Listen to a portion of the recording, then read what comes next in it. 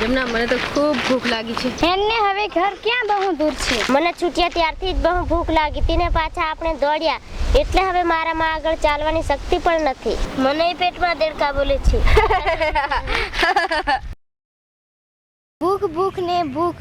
આ ભૂખ મારા મિત્રને લાગે છે કે તમને પણ? મિત્રો તમે વિચારો, આપણને ભૂખ લાગે છે ત્યારે આપણે બોલી શકીએ છીએ, પણ આપણી આસપાસ ફરતા મૂંગા પશુ પંખીઓનું શું એમને પણ ભૂખ લાગે છે? અને ભૂખ લાગે છે ત્યારે કેવું લાગે છે તે જાણવા આપણે આપણા મિત્ર પાસે જઈએ. ભૂખ ક્યારે લાગે છે?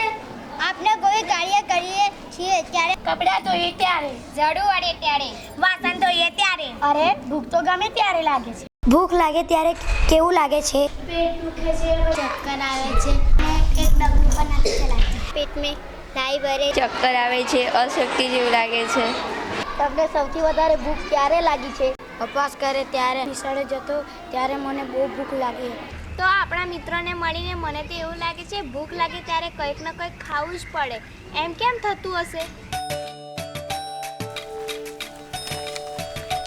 જમના મને તો ખાધા વગર એક પણ ડગલું ના ચલાય. આપણે રોજો રાખીએ છીએ ત્યારે આખો દિવસ ભૂખ્યા જ રહેવું પડે છે ને? હા સબાના, મેં તો કાલે નહોતું ખાધું. હાલા, હું તો ભૂલી જ ગઈ છું.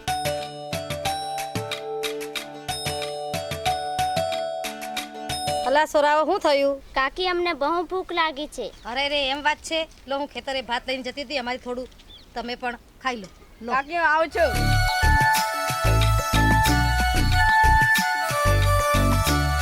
બેસી જાઓ છોકરાઓ.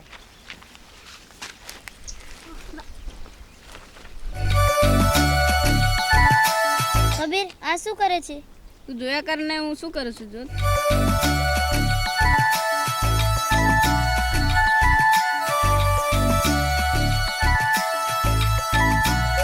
અરે વાહ, સરસ પતરાળું બનાવ્યું છે ને. લાવ કાકી, મને પેલા આપી દો. એ રૂપા, પેલા હાથ તો ધોઈ લે. પણ મારા હાથ તો ચોખ્ખા જ છે. જો તે શું, પણ તેમાં જંતુ હોય તે દેખાય નહીં.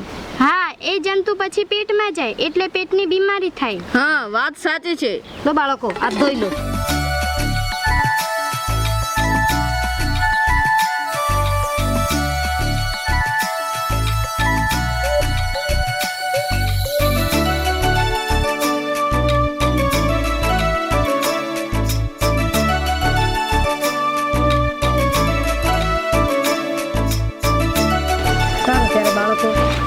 હું જાઉં.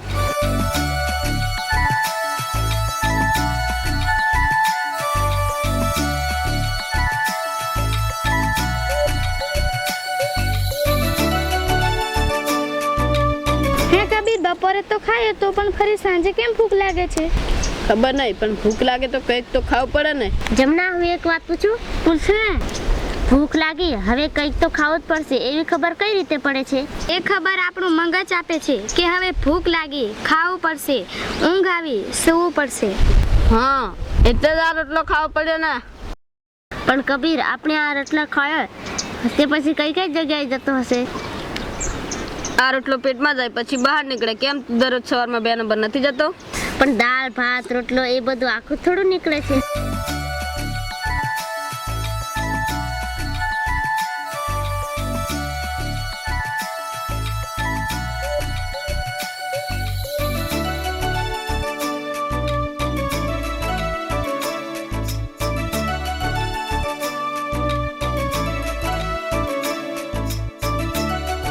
ખરેખર આપણને ભૂખ લાગે ત્યારે કંઈક ને કંઈક ખાવું જ પડે. અને મોથી ખાય ને પછી ખોરાક એ પેટમાં જાય.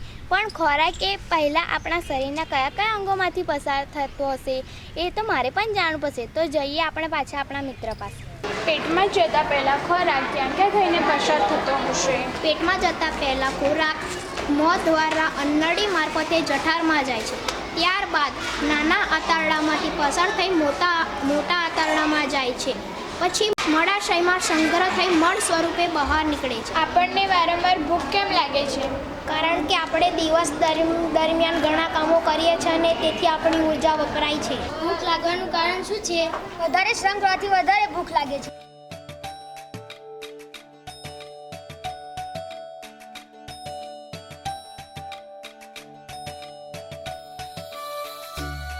હાસ, હવે લાગ્યું કે પેટમાં કંઈક પડ્યું. હવે થોડી શક્તિ આવે. આ ખાવા અને શક્તિને શું સંબંધ? મને ખબર નહીં, પણ મારી મોટી બૂનને પૂછીને કહીશ. જમના, મારી ચોપડીમાં માણસનું ચિત્ર છે. તેમાં મોંથી ખોરાક લઈએ અને તે ક્યાં જાય છે તેની સમજ આપી છે. જો આ શ્વસન તંત્ર. હા, આપણે પેલી ફિલ્મમાં જોઈતી ને શ્વસન તંત્ર. હા એ જ. અને આ શાનું ચિત્ર છે? રુધિરાભિસરણ તંત્ર. આ કેવું કબીર? આ રહ્યું મોં અને પેટ વાળું ચિત્ર. જો આને પાચન તંત્ર કહેવાય. હે જમના, આ બધામાં માણસનું જ ચિત્ર છે. તો શું આ બધા તંત્ર આપણા શરીરની અંદર છે? હા, કદાચ એવું થશે. એ બધા તંત્રો વિશે આપણે પછી સમજશું. પહેલા પાચન તંત્ર વિશે સમજીએ. તંત્ર એટલે શું? તંત્ર એટલે વિભાગ. બધા અવયવ ભેગા મળીને તંત્ર બને છે. આપણા શરીરમાં એવા ઘણા તંત્રો આવેલા છે. કયા તંત્રો? પાચન તંત્ર, કંકાલ તંત્ર, રુધિરાભિસરણ તંત્ર અને શ્વસન તંત્ર. તો મિત્રો, ખબર પડી ને તંત્ર કોને કહેવાય? આ શ્વસન તંત્ર, પાચન તંત્ર અને રુધિરાભિસરણ તંત્ર, આ બધા તંત્રો આપણા શરીરની અંદર જ એકબીજા સાથે જોડાયેલા છે અને સાથ સહકારથી કામ કરે છે. પાચન તંત્ર વિશે શું જાણો છો? આપણે જે ખાઈએ તેને પચાવવાનું કામ કરે છે.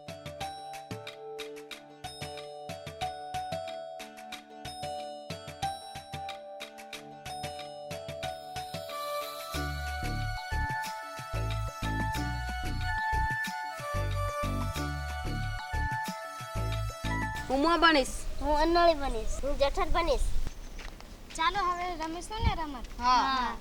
કઈ રમત? અમારે પણ રમવી છે. સાંકળિયું. આ કાગળને શુક્રનું છે જમના. આપણે મોંથી ખોરાક ખાઈએ છીએ તે અંગો કયા કયા છે તેને આપણે સાંકળ બનાવવાની છે. ચાલો, હું મોં છું. મોંથી ખોરાક જશે અન્નળીમાં. એ કબીર, હવે કોને પકડું?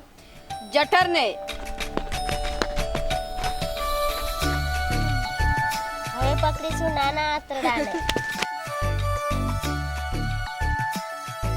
હવે મોટા આંતરડાને.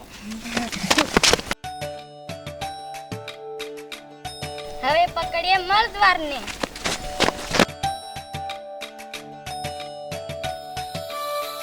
આ બની ગયા પાચન તંત્રના અંગો. તો જોયું ને મિત્રો, પાચન તંત્રના અંગો કયા કયા છે? મોં, અન્નનળી, જઠર, નાનું આંતરડું, મોટું આંતરડું, મર્દવા. જોયું આ પાચન તંત્ર આપણે જે ખોરાક ખાઈએ તેને કેટલા અંગોમાંથી પસાર થવું પડે છે. એટલે જ તો જૂના લોકોની કહેવત છે ને કે ખાવાનું પારકું પેટ પારકું નથી. પાચન તંત્ર જો કામ ન કરે તો ખોરાક હજમ ન થાય, પેટમાં દુખે, પેટમાં અપચો થાય, જાડા અને ઉલટી થાય. એટલે જ ભૂખ લાગી હોય તેટલું જ ખાવું જેથી આપણને તકલીફ ના થાય અને બીજા ઘણાય લોકોને ખાવાનું મળી રહે. આપણે રોજા અને ઉપવાસ કેમ કરીએ છીએ? પાચન તંત્રને આરામ આપવા અને શરીરને તંદુરસ્ત રહે. મિત્રો, તમને ખબર છે આપણા પંચમહાલ જિલ્લાના ઘણા બધા લોકો ભૂખમરાથી પીડાય છે, પણ બધાને પોષણનો ખોરાક તો મળતો જ નથી. એટલે જ તો ઘણા બધા લોકોને મગજની બીમારી થાય છે.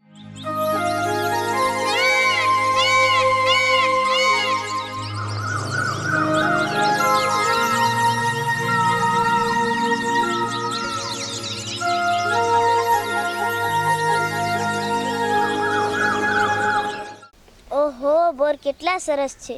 હાય, કેટલા મસ્ત બોર છે. ચલો આપણે તોડીએ.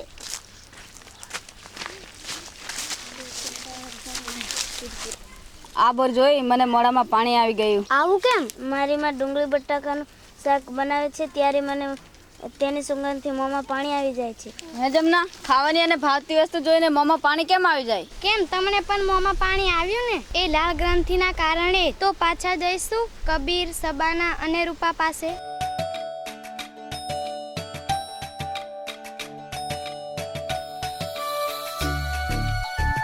લાળ રસ ના હોય તો પણ ચાલે જ ને. હા, એમાં શું, ખાવાનું તો અન્નળીમાં જ જવાનું છે ને. હા રૂપા, ખાવાનું તો અન્નળીમાં જ જાય, પણ તેની સાથે લાળરસ ભળે તે ખૂબ જ જરૂરી છે. એવું કેમ? રૂપા, મારી બહેને આપણા જેવા જ બાળકોને ભણાવવાનું પાચન તંત્રનું ચિત્ર બનાવ્યું છે. તે લઈ આવું પછી કહું. એ ઊભી રે, મેં પણ આવો. એ કેવું હશે પાચન તંત્ર? આપણા શરીરમાં છે એવું, બીજું વળી કેવું? જો રૂપા, આ પાચન તંત્ર. આહા, બહુ સરસ ચિત્ર છે નહીં કબીર? હા. લે રૂપા, આ બિસ્કિટ હવે આ માણસને ખવડાવ. એ રૂપા, એને આપણી જેમ દાંત નથી એટલે ભૂકો કરીને નાખ. રૂપા કબીર જોયું ને, લાલ રસ ના ફળે તો શું થાય? ખોરાક લીસો અને પોચો બને તો જ આ નળીમાં જાય, નહીં તો ગળામાં અટકી જાય. જમના, લાય બીજું બિસ્કિટ.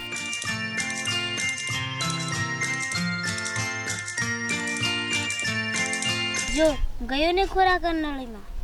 હા, પહેલા મોરસો ખોરાક ખાધો, પછી ચાવ પડ્યો દાંતથી, પછી તેમાં લાલ રસ ભળ્યો અને ગયો જીભમાં. કેવો લાગ્યો બિસ્કિટ? ગળ્યો. લો, તમે પણ બધા ખાઓ. પછી બિસ્કિટ પહોંચ્યો નળીમાં. જમના, પછી આ નળી ખોરાકને જઠરમાં પહોંચાડશે ને? હા. ખોરાક આ જઠરમાં પહોંચ્યા પછી જઠર શું કામ કરશે? તો આપણે વિજ્ઞાન વિષયના જાણકાર અથવા તો ડોક્ટરને મળવું પડશે. કેમ? આ જાણકારી આપણે સરપંચ કે મોટા વડીલો પાસે ન લઈ શકીએ? સરપંચ પાસેથી ગ્રામ પંચાયત કે ગામના કોઈ પણ પ્રશ્ન વિશે વાતચીત કરી શકાય, પણ આપણે તો જઠર અને તેના કામ વિશે જાણવું છે. હા જમના, તું મને વાત કે છે બરાબર લાગે છે. ચાલો જઈએ આપણે.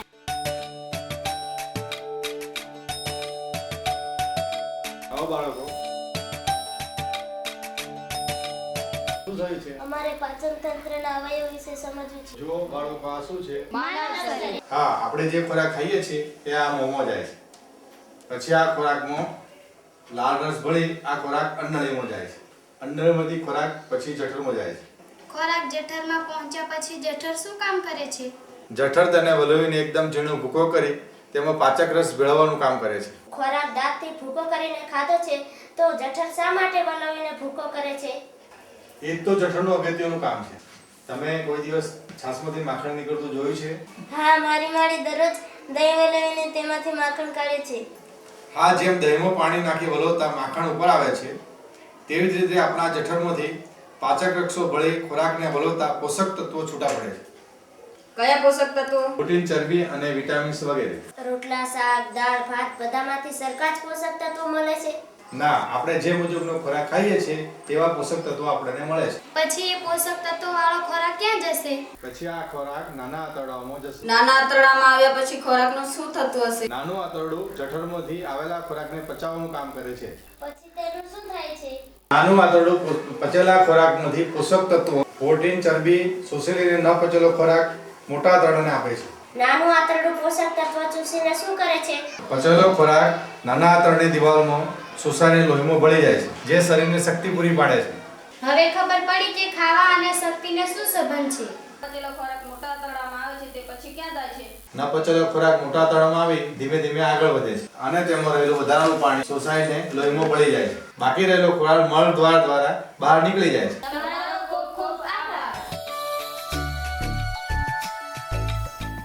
મોંથી ખોરાક ગયો અન્નનળીમાં, ત્યાર પછી ગયો જઠરમાં, અને પછી નાના આંતરડામાં થઈ મોટા આંતરડામાં જશે. પછી મળદ્વાર દ્વારા બહાર. જો બહાર નીકળ્યો ને.